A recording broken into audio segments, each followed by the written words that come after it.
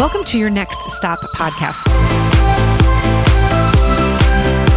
Welcome back to your Next Stop. This is Juliette Hahn. I say it every single time, but I'm so excited to bring you a story of someone that has followed a passion and turned it into a business and author, a book, so many things that you've done. Welcome, Julie B., to your Next Stop. How are you? I'm great. Thanks for having me, Juliette. Yes, I'm excited about this because I know we connected. We talked for a little bit like I usually do. A lot of my listeners always love where I find guests. And it usually, I think we found each other on LinkedIn. Or someone contacted me. It was one of those things that we intertwined and then for sure spoke. Yeah. And then I said, you know what? I love your story. I think we literally talked for like 5 minutes and then I stopped you and I said, wait, no, I don't want you telling me anymore because I want to learn more.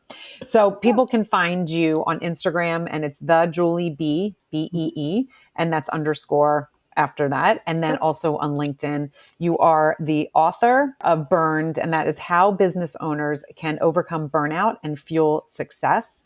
And you are dubbed the small business fixer, which is, I can't wait to get into this. I know that you've been an entrepreneur for 15 years. So I kind of have a feeling that you finding your coaching business is because of some of the stuff that you went through.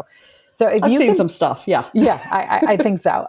If you can kind of just take us a little bit through the beginning of your life, a little bit of kind of some of where you grew up, and then we don't have to stay in there long, Sure. but I always am fascinated where people grew up and then kind of where they pivoted in life and where it has taken them. So I always love to kind of dive in and learn a little bit about that. So if you can share. Absolutely. So I born and raised in Clarksburg, West Virginia, small town in West Virginia, lived the small town life for my first 18 years, went to the WVU, West Virginia University, got an undergrad and a grad degree in accounting, of all things. And I worked full-time in corporate America for about a year and very quickly learned that it wasn't for me.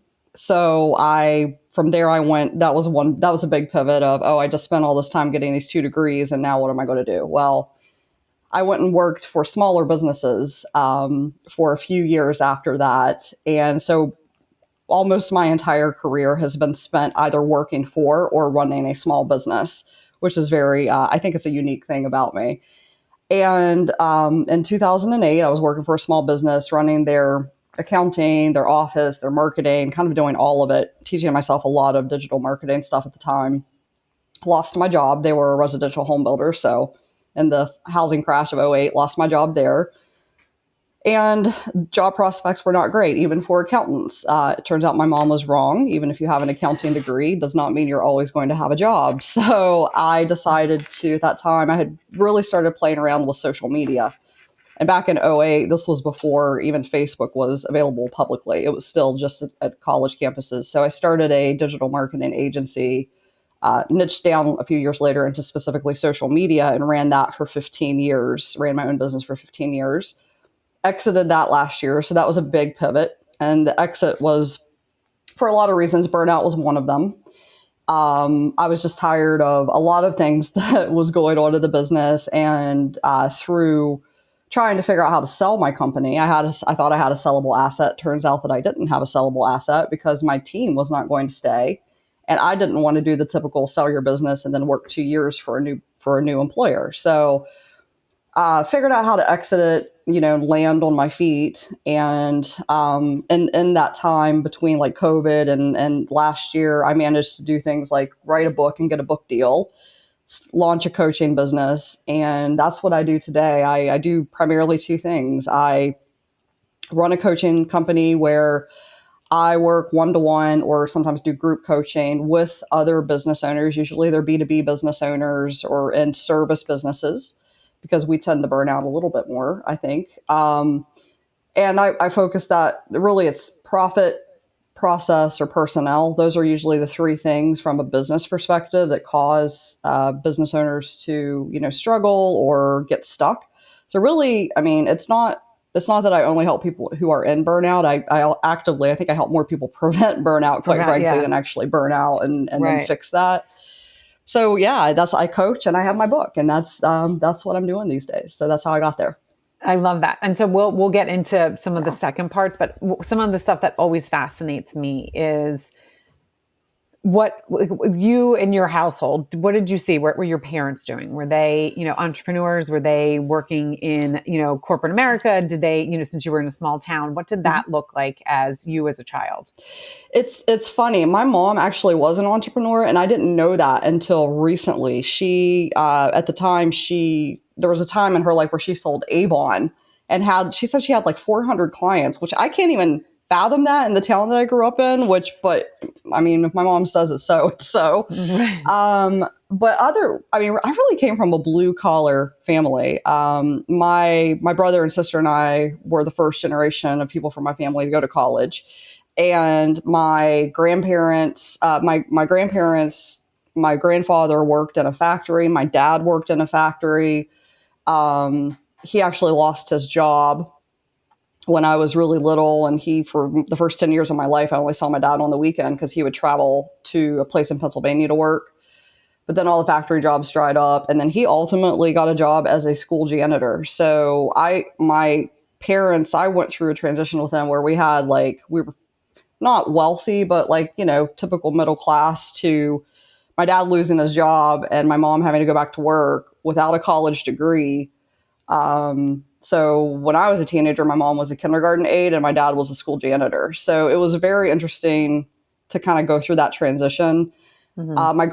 My dad's dad was actually an entrepreneur. He owned gas stations and things, but he retired before I was born from that. So I didn't really get to see any of that. But there's an entrepreneurial streak on both sides of my family. Well, but I mean, the thing that I think is interesting because it's the whole like nurture versus nature. Hmm. And I am always fascinated with like how the brain works and all of that because I think some Yeah. people are just built to be entrepreneurs. Now, sometimes they don't do it. It's not their path, but Hmm. they just are built because it takes a special person to be an entrepreneur. I mean, you have to have some thick skin.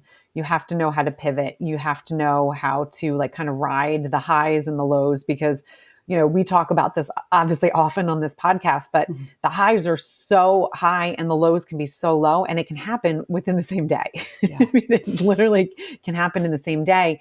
And I think the thing that's important is people that are, thinking, wait, do I want to be an entrepreneur? Do I not want to? Is really thinking about and doing a lot of that kind of self-awareness check to see, okay, let's take us through what a typical entrepreneur's day or week or something looks like and getting that conversation with someone and saying, Hmm. okay, this is something, especially for college students, think the atmosphere for entrepreneurs has changed so much. Like when I was growing up, you didn't learn about that in school, right? Yeah. Like someone that was an entrepreneur, usually it was, they didn't fit the mold. They didn't Hmm. fit corporate America. They did things their own way. They were kind of the black sheep.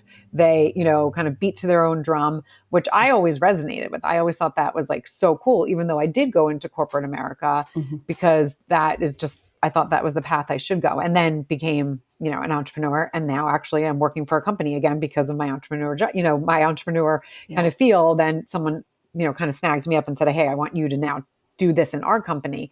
But it is something that I think people are born with. It's a brain Hmm. type. And again, not everyone goes into it. So even though you didn't see your grandfather run the gas stations, Hmm. your dad's dad saw that. And so Hmm. one of the things that I think is really fascinating is that your dad maybe was like, I don't want to go into the entrepreneur life Yeah. because I saw what my dad went through, right? The ups and downs. And so you kind of have that with kids that have parents that are entrepreneurs. They either love it or they're like, I am not doing it because I don't want that. Yeah, I do vaguely remember my dad talking about working at the gas stations, and he doesn't talk about it a lot, but I feel like there was just something there where he wanted to. And back then, I mean, my parents are significantly. I was a oopsie baby, so they're all both almost 80. And so, they were graduating from high school in 1962, 1963. So back then, you graduated from high school, you usually had some type of skill. Like my mom took typing classes. And so Mhm. she was able to go out and become a secretary. And my dad, I mean, you went and you worked in the factories. There were all kinds of factories in my hometown. But then they, over time in the 80s, they closed up. And then that's how that all played out. So it was, I think I reflect on it differently than even my brother and sister do, because my brother is 12 years older than me and my sister is 8. So they lived a different experience with mom and dad than I did. Right. And it's very interesting to see. My sister's very corporate America, has worked in corporate America her whole life, is going to retire when she's, 55 or 60 and be done with it. My brother is an entrepreneur through and through. So it's been very interesting to see how these family genes play out. I do think there is an element of, sometimes we're just born with those genes. And there's also, though, what I tell a lot of business owners, if they ask me if they should become people who are wondering if they should become business owners, I ask them, you've got to have the 3 R's. You've got to be resourceful, resilient, and relentless.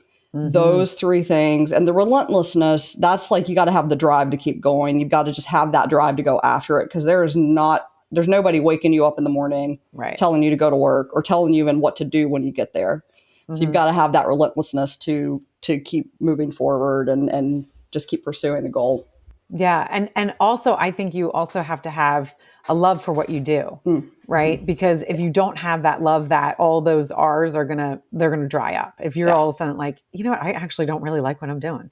Yeah. It's almost like it's so hard to kind of do that. That's why, when I started this podcast, it was really in a time in my life that I was going back into the, not on purpose, but my kids were older and I was like, Mm-hmm. I just don't want to play golf and drink wine, like, or play tennis. It wasn't golf, Yeah. but like what some of the ladies in my town were doing, I was like, I just don't want to do that. Like, I want to do more. I want to give back. I want to do these things. So I started exploring things, and that's when I was like, let me just try a podcast, see what it does. It's a creative outlet that I didn't even realize I needed.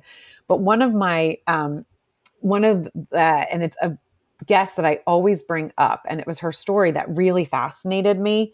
And it was this really cool moment because I connected dots for her. But she was in corporate America. She's like, I always wanted to be an entrepreneur. And I said, well, why? I Mm-hmm. ask a lot of questions. Why? And she said, I don't know. And I said, did you read it in a book? Did you watch it in did you see it on in a movie? And you were like, that's cool. I want to do that. Was it a neighbor? Your parents? She said, no, my dad was a professor and, my mom was a stay-at-home mom. She goes, no, I don't really know. And then all of a sudden, probably like 15 minutes in of us talking about, she created her business was almost like rent the runway for pregnant women. Mm. She wasn't even really pregnant at the time. And so it was just like this really interesting. I was like very curious of how she got to where she was, because she had a really great job in corporate America. But she's like, I just always wanted that. And I said to her, okay, well, that's so interesting. I've actually, usually someone has some sort of connection, or it's like they're just, right, family was entrepreneurs. And as I said, you either go into it or you don't, or, you have some experience with it, but she could not think of any experience. Yeah. All of a sudden, 15 minutes in, she went, oh my gosh. She goes, you know what? My dad owned a store, but I was really young. It was like when I Mm-hmm. was 5. And when I tell you, this woman lit up. She started talking. She's like, oh my gosh, this is all coming back to me.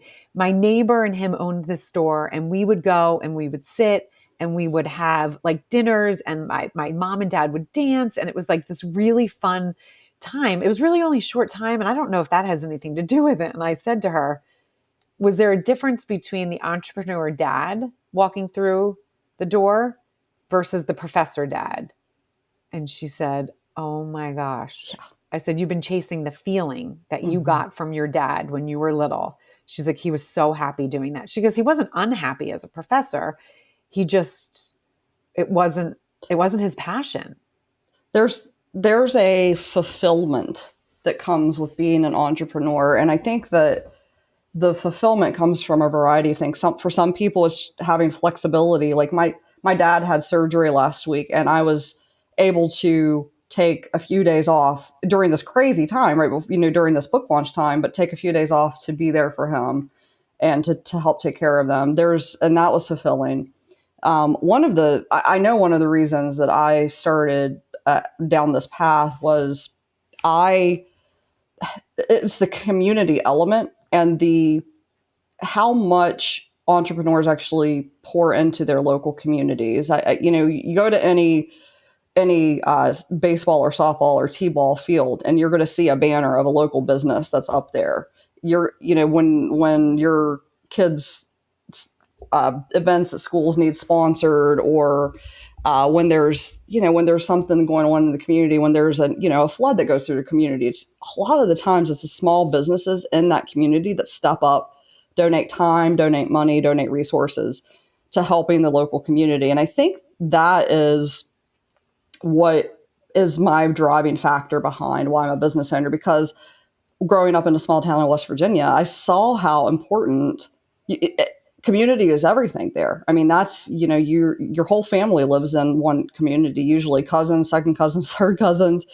But the people who everybody also knew, they were the, local insurance company or the local, Yeah. the people who ran the law firm. And all of those people were entrepreneurs. And they were the ones that were doing things like sponsoring my basketball team and sponsoring my event at school. So I think that the part for me is the how important small businesses are to making sure we have thriving local communities and local economies through things like that, as well as employing people locally as well. Those are like why I am so driven to help businesses succeed, to make sure they don't burn out, and to be able to stay around and become a fixture in their local communities. I love that. And you could see like just the smile that you got. Cause you're right. It's like when you live in a small town, they're like the little, they're almost like the local celebrities, Mm-hmm. right? Everyone knows them. It's like a friendly, and it's like this good, I call it the good feels. Mm-hmm. Like when you get the good feels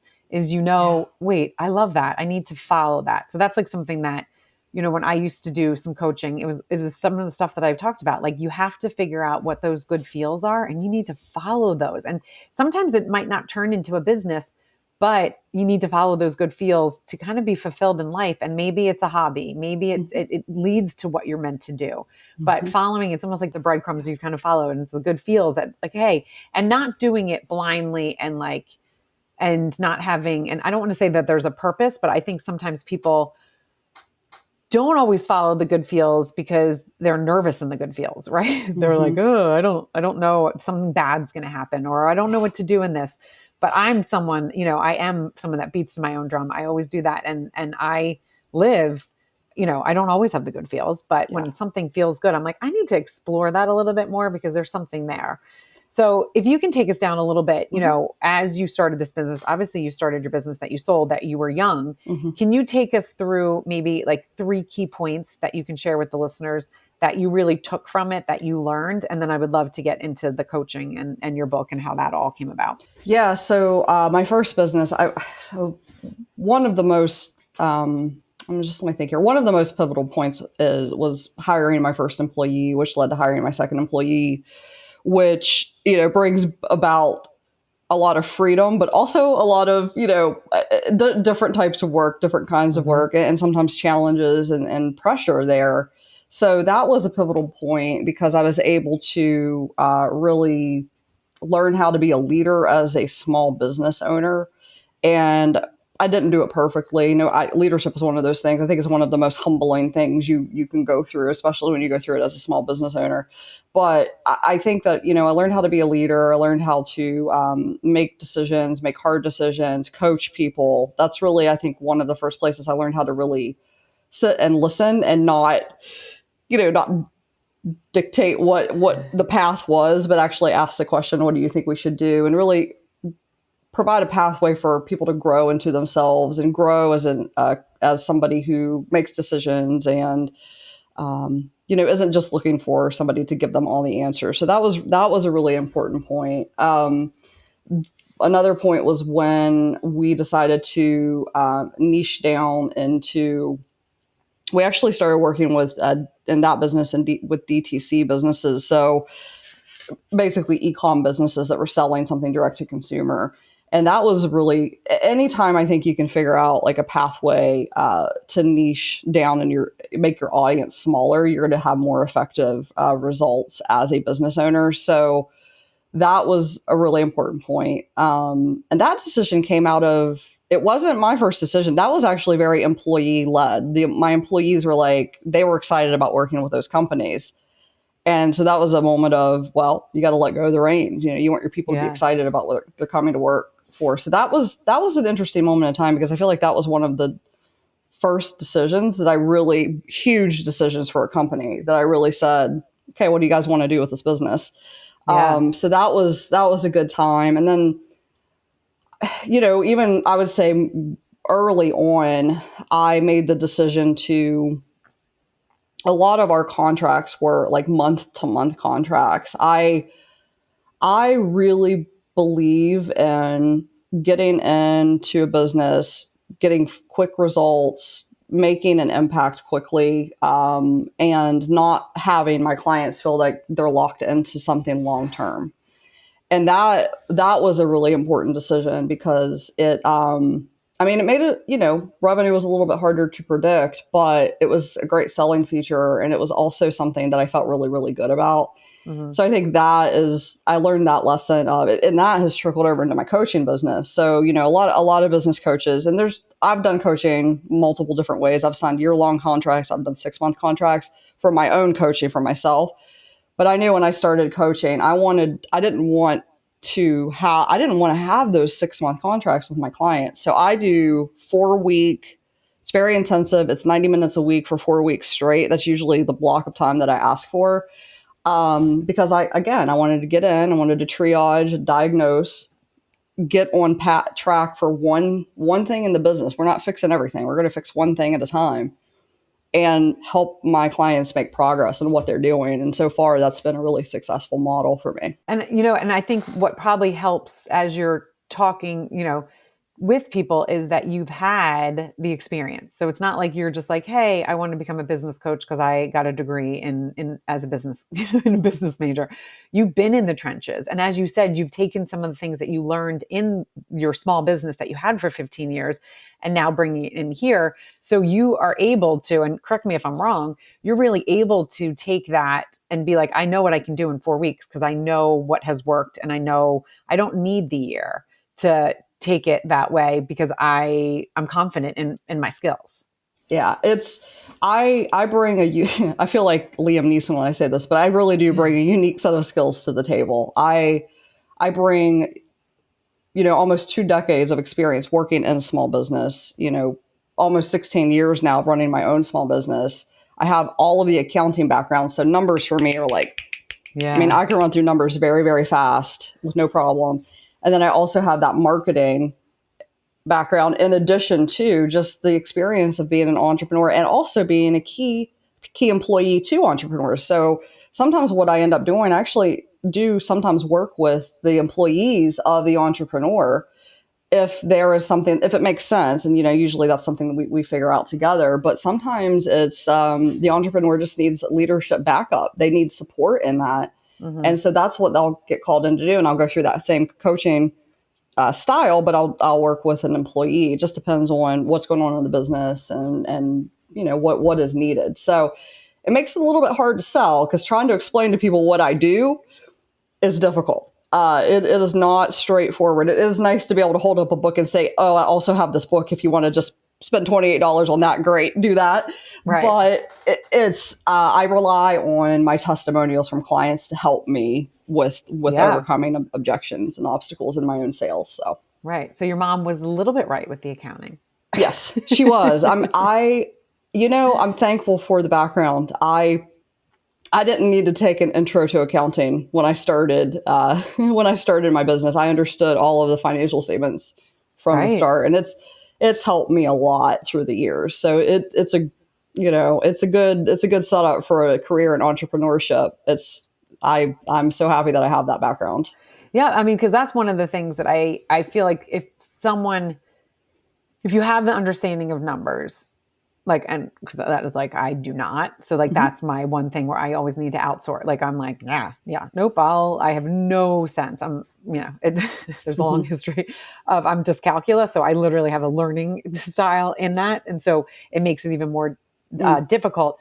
But when I work with people that have that, it's just an interesting, as you said, it kind of gave you almost like that leg up because you didn't have to go through that. That's like, I got that. I understand that. And, taking it through, obviously you also are strong in that, in Mhm. math. And so that was a kind of a smart thing. So if someone's thinking about, okay, I want to be an entrepreneur, but here are some of the things, or there are courses now they can take at university Mhm. for, entrepreneurs, which is great. When, I went there, that was not anything, Yeah. but having that, thinking about what your strengths are I think sometimes is really important, because someone would say, I don't know what I want to do. And this is like my kid's literally going to college, in a couple months. And one of the things I've said, you've done so many things in your growing up. Like I've had him try every kind of job that he possibly could, and then he's like, I definitely don't want to do this. I definitely want to do that. Because the pressure of these kids right now is so crazy. You're 18. You should not know what you want to do. I mean, there's a very small, so I think some of them are like, I just want to be an entrepreneur, because that kind of makes it vague, and I can put it down as my major. So it's not undecided, and my parents don't give me shit, and, all these different things.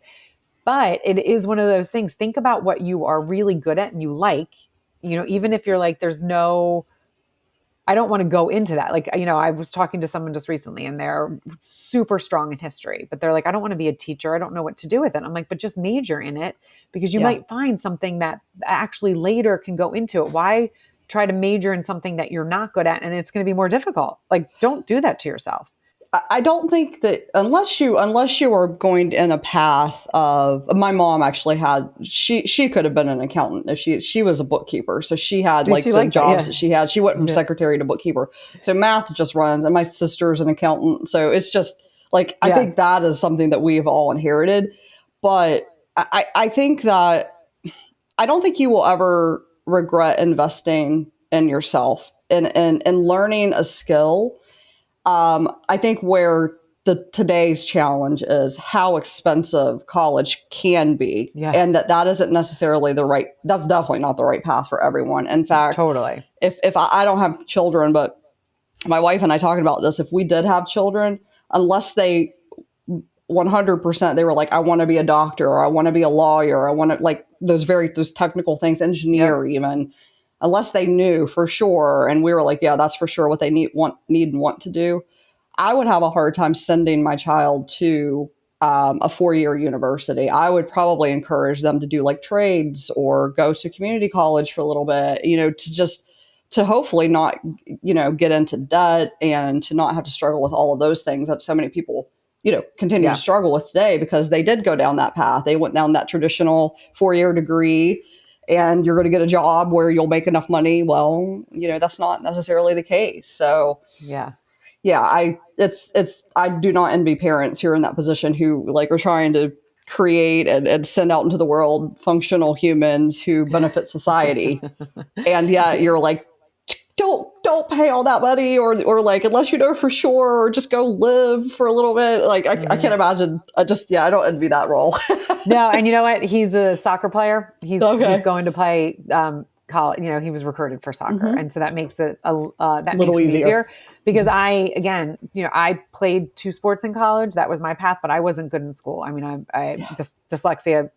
My oldest is dyslexic as well, going, but some of those things, and my husband and I know, college is not for everyone. We know that very, deeply. I mean, I struggled in school, but then did well in college. It was one of those things where I learned, wait, I am smart. It was one of those really expensive kind of lessons in life.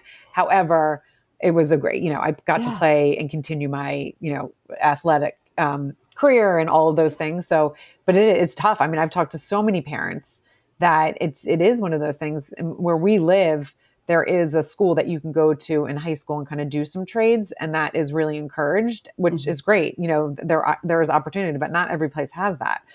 So yeah, no, it is one of those interesting kind of as we all grow. I mean, things are just it's hard to navigate, because there's so many things out there now where it was a very kind of clear path even 20 years ago, and I don't want to say clear, but like, this is what you do. But it's kind of giving these kids a little bit more opportunity, which I do respect, and I think it's great.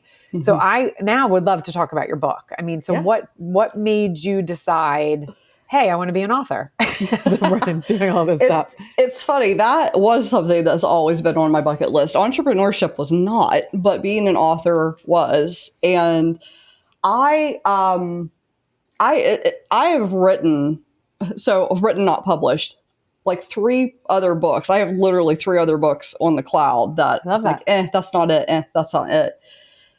But this book burned. I went through, I mean, it was August 2021. I went through a really significant burnout. It was like depths of soul bad. I thought I was having it all boiled up one day and I thought I was having a heart attack. I mean, I Mm. had like all the symptoms that women have. So what did the whole thing, went to the emergency room, was there for 8 hours that day and did all the tests, all the money, I feel like. And it was the cardiologist came in and said, you had a panic attack and this is a warning sign, Yeah. but your heart's fine. I was like, okay, well, great. Now what do I do? Right. And I got the standard advice of do less, set better boundaries, take some time off, which, is great advice. But when you are burned out and you run a business, I think that's probably one of the worst things you can say to a business owner who, sometimes if it had been a heart attack, they probably would have admitted me to the hospital and I would have been forced to do that. But they were like, here, take this and talk to a psychiatrist and a therapist, and sent me on my merry way. So Right. it was such a crazy experience going through that. And then, I at that time my team was great. And I got on the phone with them the next day. I got on the phone with them and I said, or on Zoom, and I just told them that I was like, listen, I've got to take it easy for the next couple of weeks. Y'all have to run this business, which they did seamlessly, which was amazing. But during that time, I was looking for resources, Juliet, for business owner burnout, specifically for business owners, for entrepreneurs. There was not one book or course or document out there, and there were a handful of blog posts that basically said the same thing: set better boundaries, Right. delegate, take a vacation, etc. And so I was like, this is not good enough because business owners, we employ half of America. I mean, we employ almost, it's just telling business owners to do those things, just, I think, spoke to a lack of understanding of what business owners go through. Yeah. So I started writing what I was going through. I started documenting everything I was doing. And, I was in therapy, so I was getting bits and pieces of things that were helpful. And I basically put it together into a book and created a process for business owners to, recognize it in themselves to begin with, because I think a lot of us don't want to admit we're burned out, but then also how to prevent it, how to overcome it, how to address the problems in your business that may be causing it, and ultimately how to leverage it, how to basically, I say, what did you learn from the burn? Take those lessons. I took what happened to me and made a book out of it. I'm not saying that's what everybody's going to do, but usually there's one or two things that come out of those really dark moments. I call them hell in the hallway moments. And, one door closes, but the other door hasn't opened yet, or the window hasn't opened yet. And you're just stuck Right. there in this hallway in the dark. It's such a strong visual. Take what you learn in those moments and do something with it when you are recovered from burnout. And so I had to write it because it wasn't out there and needed to be out there.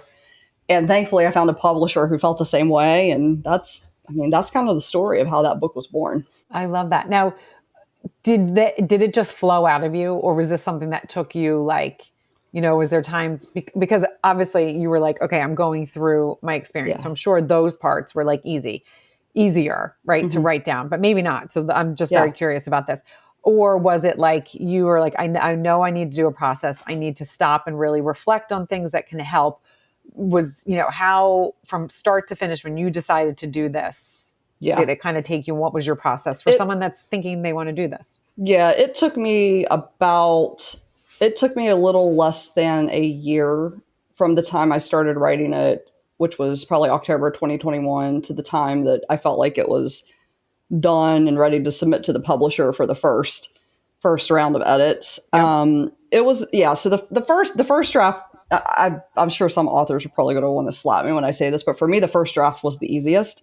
Right. And I remember it was like 12,000 words, and it was a hot mess, and it was all over the place because I was just like writing. I was doing what Yeah. everybody says, but for me, that was the easiest. Then it was I had to, like, flush that out some. And then I had to do research. I was like, this is my experience, but is this the experience other people are having? Well, it turns out, yeah, it pretty much follows what I put in the book was researched through talking to other business owners. There's only a few stories about other, is it very as much so like a manual. I didn't fill it full of stories about business owners, but I interviewed a ton of business owners, always asked them about burnout.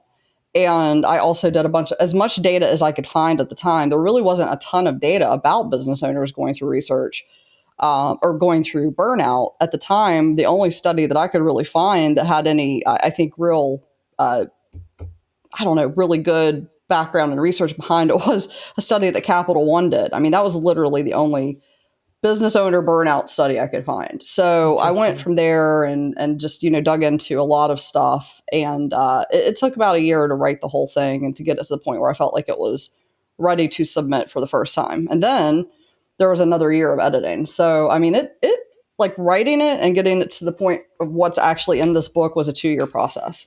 Okay. And now, do you think the reason why there wasn't anything out there was this whole like business owners didn't want to admit that they were burned out? They didn't talk about it. I mean, because there's so many things now, with mental health that we do talk about more. Like, my kid graduating, I've been a mess, like crying at yoga. Like people are like, "Are you okay?" No, I'm not okay. And I need to talk about it. But a lot, I'm just that type of person, but a lot of people don't like to talk about the vulnerable parts. Do you think that's why? Part of it, yeah. It really baffled me given the time that we were in, because it was late 2021 when I first started digging into it. And so we had gone through, the first and second major COVID times. We had gone through first COVID and then Delta variant. We had gone through that in that frame of time. So there was tons of stuff coming out about burnout for healthcare workers, burnout for caregivers, burnout for attorneys, burnout, I mean, teachers, all of these people. There's still nothing. I was like, well, how is there nothing about burnout for business owners still? So I was really surprised. I think the other thing is, and I talk about this in the book. So the first thing, definitely our ego a little bit, gets like, because we have something to prove, right? We want to prove all the naysayers wrong. We want to prove to somebody that right. That actually makes a lot of sense. We can do this. But the other thing is I think that there is this thought of, well, I chose this path, so this is, I don't know, I'm paying my dues, or this is my penance, or whatever. Right. Like I put this on myself, so I deserve it. That's something that I think business owners struggle with. It's like, well, I did pick this path. I could have just worked in corporate America my whole life and gone home and with a steady paycheck. Not true, but we'll just leave that there. I think that there's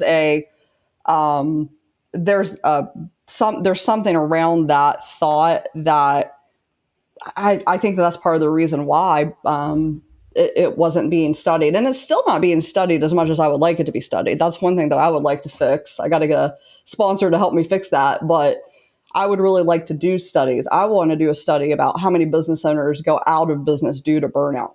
Like, because I think that right.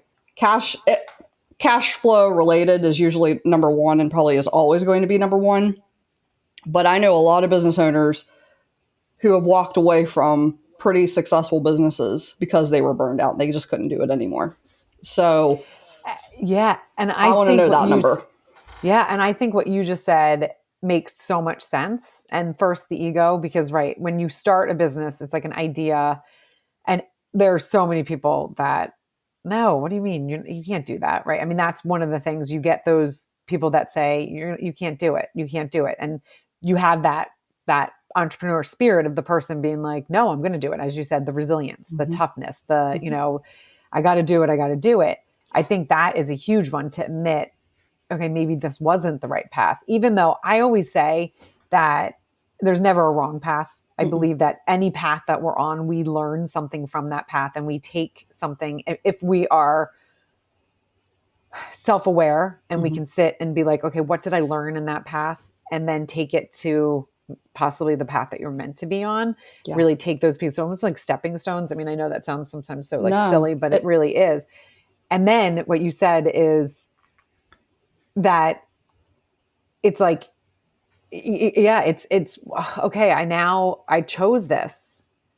So how can I say I am burnt out? But like, that's where, and this is going to sound so ridiculous, but I will have friends that have gone through construction and they literally, it flips their entire world upside down. Yeah. And they say, well, I can't complain about it because I have the money to do construction. So I can't complain. And I'm like, but you can complain because it's really hard. You're cooking at it. You have small kids and you're doing other things. Yes, you're very fortunate that you can do that. Hmm. But you're also allowed to talk about it, because when you don't talk about it and you stuff it, it's going to come out somewhere. And that's when the health, and I mean, I've had so many friends like literally go through, gain 20 pounds, Yeah. fight with their, like all of these really bad things. And so it sounds so silly, but I kind of equate that in my head. It's like, we can't complain about this because we chose this path, but that's what is limiting more conversations Yeah. about it. And that's what's actually going to like help people get out of that burnout and maybe not go into the burnout because they can talk. So I love that you're doing that and bringing awareness. It's a very entrepreneurship on its own is a very isolating experience. And the longer you go in it, the more isolating it becomes because there are fewer people who make it as far as you do. Right. So you're already, greatly narrowing down who can potentially be in your support group who A understands what you're going through and B is willing to listen and not judge you. And then you get into that category of I mean, I one of the biggest things that I talk about is making sure you have one other business owner in your network that you could go to tomorrow and say I have to file for bankruptcy, and they're not going to judge and they're not going to think of you any differently if you have to go through that. They're going to sympathize with you. They're going to say, okay, let's figure out how to get you out on the other side of this and set you up for success so that we don't have to do that again. Like they're not going to judge you for that. And those are the people that every business owner needs in their support group. And on the other side, they're not going to treat you any differently if you Right. happen to write a best-selling book or if you happen to find all of this massive success. They're still going to treat you the same. They're going to be like, okay, how are you? No, really, how are you?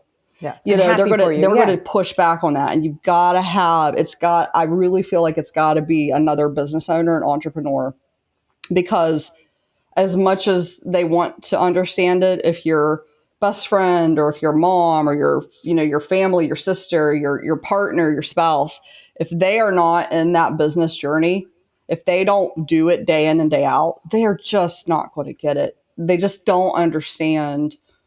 They just don't get it. I mean, my mom for the longest time was like, I just don't understand why you don't go back and get a job. Like, because Right. she's like, you got all of these degrees back here, you got all this stuff. Finally she gets it, I think, because she's actually holding a book of mine and she sees Right. that. But it's been, I mean, you got to have other people who are going through a similar journey that you feel like no matter how successful or how you know unsuccessful, whatever that means to you are, they're going to treat you the same. Same. They're going to give you the same seat at the table, and they'll even buy your dinner when you're having a rough time. Like those are Yeah. the people you want. And it sounds so like cynical. I mean, because it is like so many people talk about it, but so many people don't actually practice it. And it is so right. You have to have people in your corner Yeah. that are there for you, whether you're on the up or the down, because when you're successful, it also is exhausting. That's when the burnout happens a lot of times, also like you can be unsuccessful and have burnout for other reasons. And then you're successful and you can't maintain that lifestyle of the travel, all these different things. There's so many aspects to both sides of it that, Yeah. as you said, that's so important to have that person that you can also say, hey, I'm really excited that my business has gotten to here, but I'm really tired and I don't know that I Yeah. can do this again tomorrow. Yeah. And feel like they're not going to be like, oh wow, you have all this money, who cares? Right? Because Hmm. that is something that again is kind of talking about the construction. Money doesn't buy you happiness. I mean, that people have been saying that for years and years and years. And it is so true. You have to have self-awareness of yourself. You have to have the confidence in yourself. You have to have the love for yourself. But then you also have to have people around you that, as you said, when you're down, they're not going to kick you. When you're up, they're not going to drag you down. They're just Hmm. going to treat you the same in both situations and be Yeah. there for you. So I love that. Yeah. It's crucial, and I feel very strongly when people ask me like, what's the one thing? If you had to tell somebody one thing that they can do to help prevent burnout, it's making sure that you have. I mean, and my group is small. There's 4 people that are business owners or have been a business. Actually, one person he went back to corporate America, but he's been a business owner, so he gets it. Right. There are literally 4 people in my network that I will go to and that I feel like I could have that conversation with. You don't need a lot of people, but No, just you one. need at least one that you feel Just like you one. can go to. Yeah, Simon Sinek says that you need one person to believe in you, but you also need that one person to support you and understand you. And I talk about this on my podcast, Word Blindness, the dyslexic podcast, because it's very similar. Like people will just say, oh, isn't that just flipping your B's and D's? And I'm like, oh my God, I wish it was just flipping my B's and D's. Like what I endure each day because of my dyslexia, I crack on and I deal. But when someone else that's dyslexic get it, I'm like, yeah, I just got 7 emails that are like 4 pages long. They're like, ugh, where you have someone else that they can't even imagine. Like, they're like, what? So what? I'm like, oh, I don't think you understand how long it takes and the processing that I have to do. I do it and I get it done, but I'm really tired. And some of those days are hard days. That's like telling I have ADHD and there's a project in my house that I'm like, oh, and I do complain about it.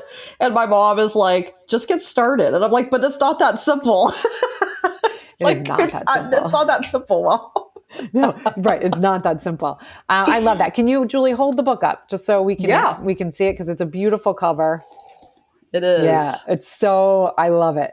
It's just sleek. And I feel like it's just, I'm so happy for you, even though we just met. I mean, this is like, I'm so happy for you because it is, you could feel how excited you are. I actually slept with this book for like 3 days after I got them in the mail. I was like, oh, I was cuddling with my book. I mean, I've never had a child. But it is, when I got it, I said, this is a work of art. It feels like I birthed a work of art. And I don't know how else to describe it. And I didn't feel that way until I actually held the book, because up until that point, it was all theory. It was all on the computer, all of the stuff. But when you actually get that printed copy of your book in your hand, I've never had that feeling in my life. That was a beautiful moment. Yeah, that's so exciting. Where can people find?